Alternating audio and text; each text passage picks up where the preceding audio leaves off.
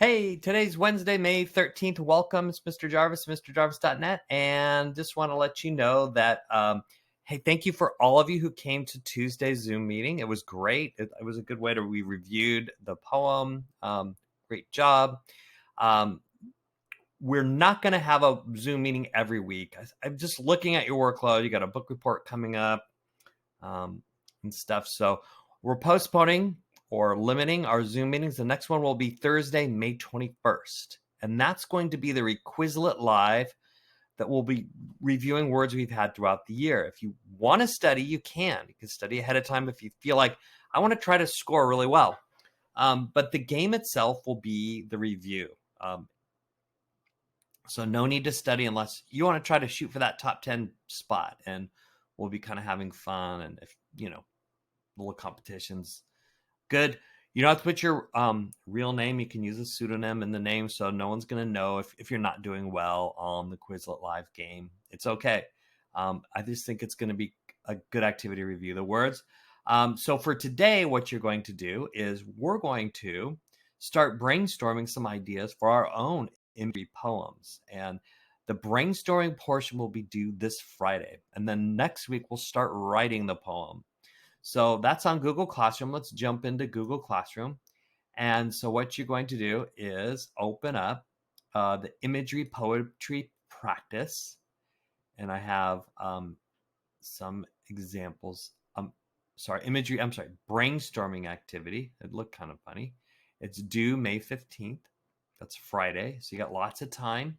And let's look through it a little bit. It's going to open at the top up here.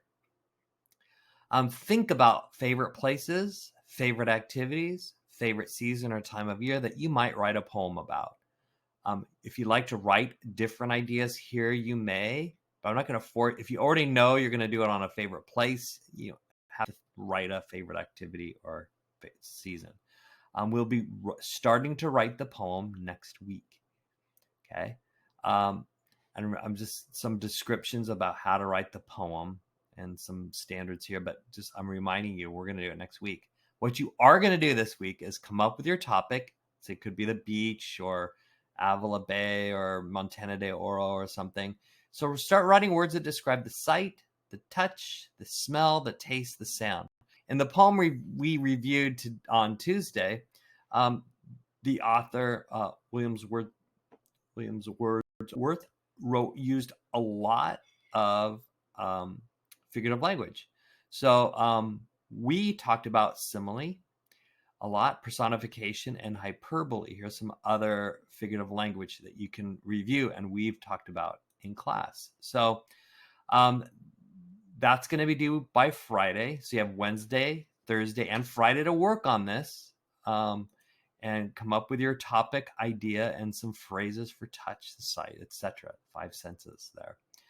The other thing you're going to do is part 4 of the Roman of the Rome Ed puzzles, Roman expansion, and that should take you about 15 minutes, and then read for 30 minutes. So I realized that there was another Ed puzzle that had some errors on the question or had some questions from a different movie. I don't know how that happened. So I had to pull it off. So some of you who did it thought, oh, I did it and now it's gone. No, I pulled it off Google Classroom. I saw who did it. And if you actually did the one that had a couple questions that were for the wrong movie, I gave you full credit. In fact, I give you all full credit. The questions are just my way of making sure you're paying attention and you're reviewing as you go. So if you get a B- on the 80% of the questions right, I take that into consideration. You can still get like an A- on the activity. So no worries there. Just do the best you can. If you want to do a retake, you can. A couple of asks, can I try it again? And I'll set that up for you. No problem. So have a great day. Due today is the Ed puzzle. Due tomorrow, I'm sorry, is Ed puzzle part 4. That's due tomorrow or Thursday. The brainstorming activity is due Friday. Reading 30 minutes is due today now. Thank you. Hope you have a great day.